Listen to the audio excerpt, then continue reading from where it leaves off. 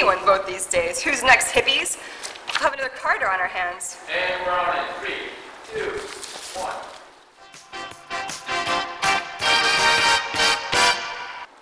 Hi, I'm Rhonda Reel, and welcome to Have You Heard of Such a Thing? In today's news, the upcoming election is neck and neck with Democratic candidate Chelsea Clinton and Republican candidate George Q. Bush, both going for a family trifecta. The campaign of candidate independent Ken May seems lost in the hinterland.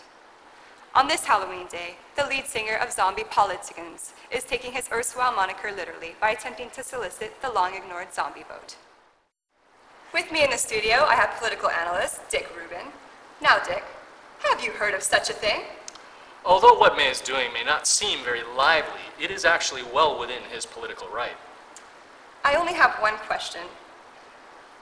How can zombies vote? How dead is dead? Well, Rhonda, as you know, dead people have been voting since the second Bush ran for office. But seriously, May has legitimized the zombie vote by means of a technicality. They aren't actually dead. They're legally classified as being undead. I agree, Dick, but only one day of the entire year, this day on Halloween. This is going to raise some controversy. Well, this is true, Rhonda. Since Congress passed the No Voter Left Behind Act, all zombies with over 18 combined living and undead years may legally turn in an absentee ballot prior to the day of election. Combined living and undead years. This is gonna put a stake in the heart of matters. Thank you, Dick. Joining us live from Thomas Cruise National Scientology Memorial, where candidate May will address the zombie congregation, is terminally ill correspondent T.B. Stone. How do you feel about the energy that is being projected by the crowd this Halloween? I feel the zombie party is beginning to emerge as a formidable political force within this election.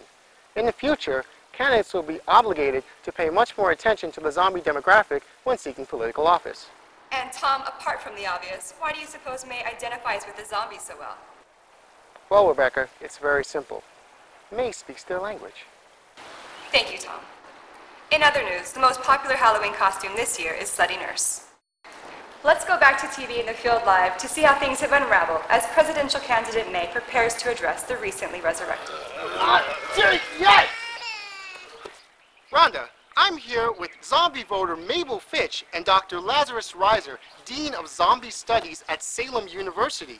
Mabel has been dead for over 60 years and voted for FDR all 4 times during her living years. Mabel, what is it about candidate May that makes him so appealing to zombie voters?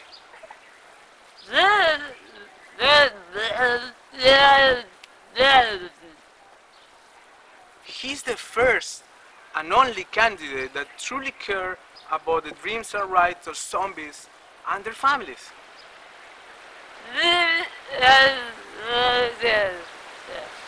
He stands as a pillar of traditional zombie rights. This just in. Presidential candidate May is about to give his speech. Let's listen in.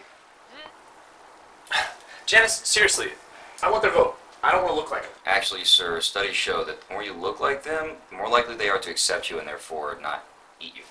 Richard, I don't care about your studies. I just want these zombies. Sir, to that's vote. another problem. Zombie is not the preferred nomenclature. Actually, undead American is what we should be using. Whatever. I just want to know how these zombies are going to vote for me. All I want is their vote. They need to know that I'm the man for them. I want them to understand that I care about important things like Medicare and foreign politics. Sir, you only have one night to get their vote. They're only alive for one night, sir. Well, alive is a really strong word. It's more like reanimated. And even then, they don't care about Medicare or foreign politics. Seriously, dude. You're like a piss test after a reggae concert. I don't need to know what they don't want. What I need to know is what these zombies do. Undead Americans. Whatever. I need to know how to get these people to vote for me. I need to know what they want. Their hopes, dreams, you know. What makes them tick or untick. Brains. What? Brains. Human brains. That's it? Yeah. Do we have any? No. Do we get any? Not legally. Well, we're screwed. Boss, sir, okay, look.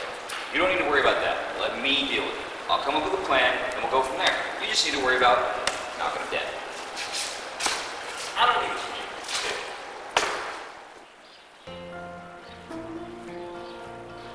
you. My fellow Americans, you are the salt of the earth, food for the worms, an integral part of the cycle of life. Because of this, we are ushering in a new era of politics. I understand that your desires are beyond the brains of normal people. Your driving ambition and hunger for inclusion in today's society is at the end.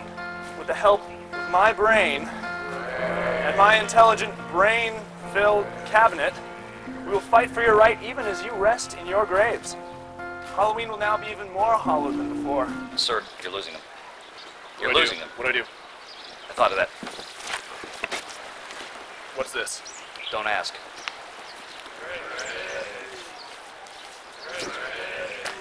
Yes, my friends, tonight is your chance to vote as you once did. I ask that you make a sound decision and vote for the man with the brains to carry you to the new millennium. Sir, we're out of meat. Screw this. Brains. Brains. Brains. Brains. Brains. Brains. Brains, it's what's for breakfast. Brains, it's what's for lunch. Brains, it's what's for dinner. Come on, let's crunch and munch. I've traveled through this country, I've tasted many things. Chicken, cow, and seafood, now they don't mean a thing. Food that really gets me hot, what really turns me on, is medulla oblongata, scraped from a cranium. Brains, it's what's for breakfast. Brains, it's what's for lunch. Brains, it's what's for dinner. Come on, let's crunch and munch.